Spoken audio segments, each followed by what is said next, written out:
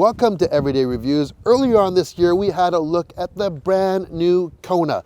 If you haven't watched that video, I'll leave a link in the video description because it's all new this generation. Well, this is the KONA EV. And what's interesting about the EV is that the new KONA is built as an EV first and then made into a gas version, which we have tested.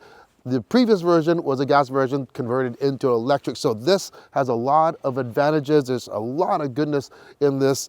In fact, I find a lot of similarities between this KONA EV and our own Ioniq 5. Obviously, the size is different. So I kind of almost want to call it like a mini Ioniq or Ioniq Lite. But there are actually some features on this KONA EV that our car doesn't even have. Let's have a look.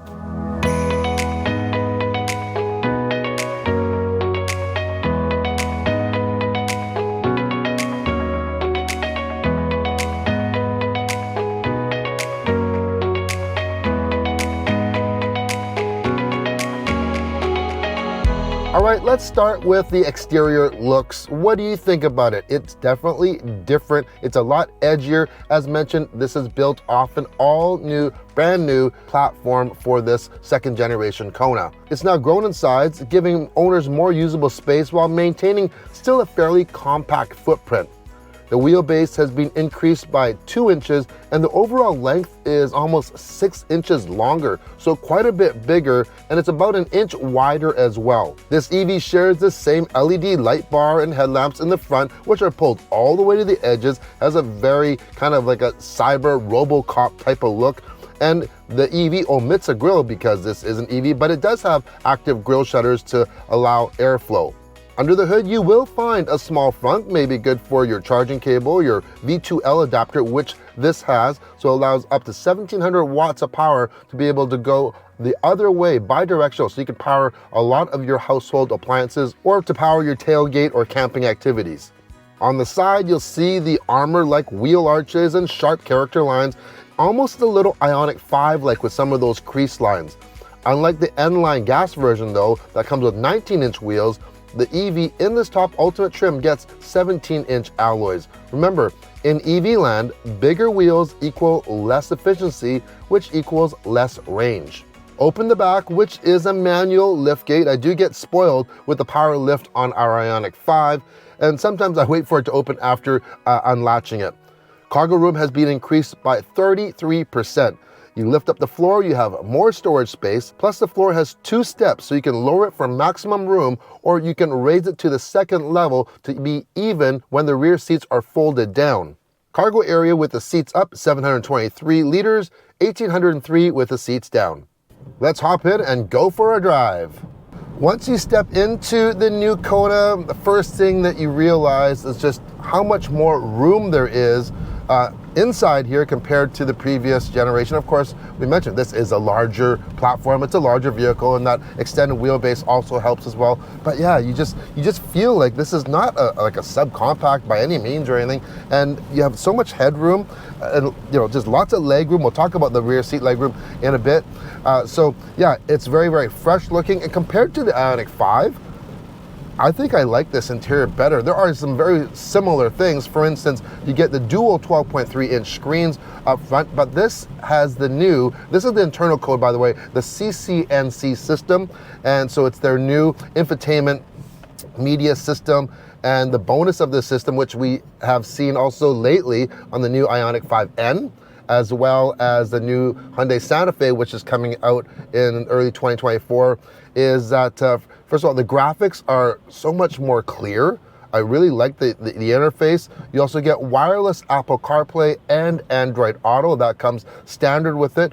We also have a head-up display, which is really, really clear. Now, this is the top trim, and you get a few bonuses with the top trim, like you get the Bose system. We have a power roof. We also get the 360 camera. What I really appreciate from Hyundai is that they have not compromised just because this is a smaller vehicle. I've always said this. Why is it that only larger vehicles or SUVs get 360 cameras?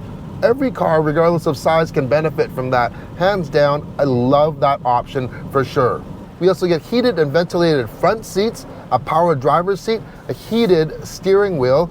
Now, one thing that they've also changed for the new Hyundais coming out, and this is different compared to our Ioniq as well, is that where they've actually put the cruise control and the volume and their media buttons have been swapped over. And it's actually a more natural experience, because normally you would reach with your right hand to adjust your volume if you have a volume knob, which this does. So now on the right side is a volume wheel. Love it. No more toggle or buttons for your volume, a nice wheel. And for your adaptive cruise control, your lane centering, activating your highway driving assistant, which this is equipped with, it's all on the left side. I really do like that. Another thing that I like better on this is this center console area. So up front you have wireless charging. Now you can control the USBs here, whether you want it for just power or data and power. But in front of that, you actually have physical buttons for your heated, ventilated, and your heated steering wheel. That's right beside your drive mode. Love that for sure. Now I'm on the highway right now, just changed lanes. This is also equipped with the blind spot monitor. So as you change lanes, put your signal on, it shows your cameras on the side. Once again, a very premium feature. Also, remote smart park assist. We first saw that on their flagship hydrogen Nexo, and now it's worked its way down to a KONA. Yes, so you can actually use the key fob to pull your car out. You can do automatic parallel parking. All of that is capable with this new KONA EV. You have a nice center trough, and it's configurable, because if you don't need the drink holders, I do have my drink right here. If you don't need them, you can actually fold them in and you press the button to retract them. That's also very nice.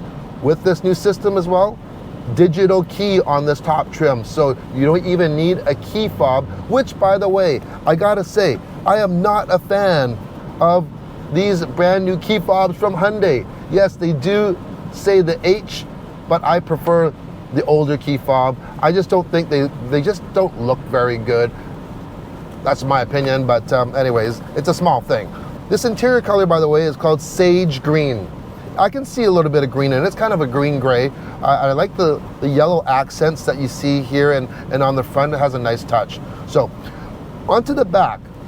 The seat backs now have been carved out by 30%, which gives you more room, more leg room, especially for the rear passengers. And of course, being an EV, you have a completely flat floor. Also, the padding in the middle seat is not curved, which some vehicles are curved. You know what I mean. You know, you sit in the back and you're just kind of like up on this perch here. It's also flat too, so kind of, you still don't want to be in the middle. I don't like to be in the middle, but it's still better than being perched up.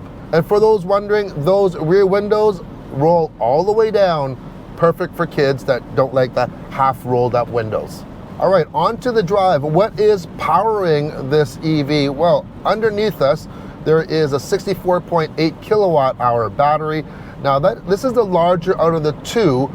In other markets you can get a smaller battery, but in Canada this is the only option. You get the big battery, and that's powering a 150 kilowatt electric motor, driving the front wheels only. The KONA is only available in front wheel drive, no all-wheel drive. So you get 201 horsepower and 188 pound-feet of torque. It's more than adequate, you know, and being that it's an EV, you get instant torque, and it feels, it's a great runabout for sure. If you want more power and you want all-wheel drive, you will have to go to the Ioniq 5. Even though it was designed as an EV first, it is not on the EGMP platform the same as you see on the Ioniq 5. So this is built based on a 400 volt structure opposed to the 800 volt that the Ioniq 5 does. But charging is still fairly quick. From 10 to 80% charge with a DC fast charger will run you about 42 or 43 minutes or so. And yeah, that's not too bad at all. Range-wise, you're looking at 420 kilometers. That's a little bit more than our Ioniq 5, but you know, this is a smaller vehicle and it's only driving just the front wheels opposed to ours is all-wheel drive. But that's pretty good considering this is a smaller battery. So smaller and you're getting a little bit more range. And for a lot of people, that's fine. Like I have a nephew that lives in California, and a lot of people that live in California, they don't need all-wheel drive, or they don't want all-wheel drive, and you basically you get more range if you go with the two-wheel drive for sure. So this is a really, really good option for a lot of people. Okay, one thing that this definitely beats out the Ioniq 5 for now, check it out in the back. Yeah, it has the rear wiper. Newer Ioniq 5 will have it, like we did test drive the Ioniq 5N that does have the rear wiper. One of my favorite things, and I don't think it's actually spoken enough of, is I think Hyundai has one of the best regen systems on the market, hands down. Why? First of all, there are so many options that they give you. I can adjust. Right now I'm in auto mode. That's my preferred mode. So when I come up to a vehicle, it's going to automatically start slowing down, and it's using the regen to do it. So I don't even have to press the brake. I can change the strength of that. I can just go different levels of regen straight up, or I can use iPedal, which is one pedal driving where I don't have to use the brake at all. And I did a whole video on that, by the way. If you're interested, you can check that out in the channel. But this new system, I believe it actually uses the navigation as well when you're in auto mode. And I have found that it is definitely noticeably better than our auto regen that we have on the Ioniq 5. It's pretty amazing. It really, really is good. Plus, on this system, I could just use the left paddle if I'm driving around town and use the left paddle as a brake as well, and it'll come to a complete stop and it'll just do maximum regen. In case you're wondering, the tail lights do come on when you're using the regen, and you don't actually have to come to like a complete stop or anything. I had my wife Cynthia following me, and I asked her when the brake lights were coming on, and even in a case like this, if I'm coming up to a vehicle, I let off and you could feel a little bit of braking. She said it was coming on. So there was an issue at one time, not an issue, but kind of like a software thing, and they have actually adjusted that, and it's changed on our Ioniq as well. All right, so I am hands off right now, or I can be hands off. I'm gonna set my speed. The head-up display is so much better here. It's not the augmented reality that we get on the Ioniq 5, so that's kind of a little bit special, but it's really, really clear, and there's so much information that you get on here as well. So, my final thoughts. Who is this for? There's a lot of people this is for. Whether you're a single, you're a couple, you're a small family, you're an empty nester, this is for pretty well everyone. If you have larger kids, as my kids get older, they sat in here, they didn't mind it, but they preferred the Ioniq 5 because there's more room. It's a bigger vehicle. Hey, that's fair, but this might not be geared toward, larger families for sure. This would be a good second vehicle. Maybe you already have an EV, a larger one, and you want a smaller one as a more runabout or a commuter.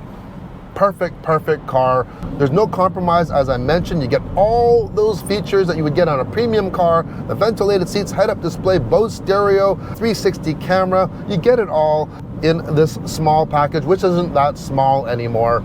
Performance-wise, it's nimble. Actually, being smaller, really do notice how much more nimble this is in smaller parking lots compared to our Ioniq 5, which has, it's not that nimble because that long wheelbase. It makes it way easier to drive this vehicle for sure. Is the acceleration mind-bending? Absolutely not. Would it be cool to have a KONA EVN? Absolutely, but you know what? We just drove the Ioniq 5N, and that pretty well covers the base in terms of an N crossover SUV for sure. And that thing was mind-blowing, by the way.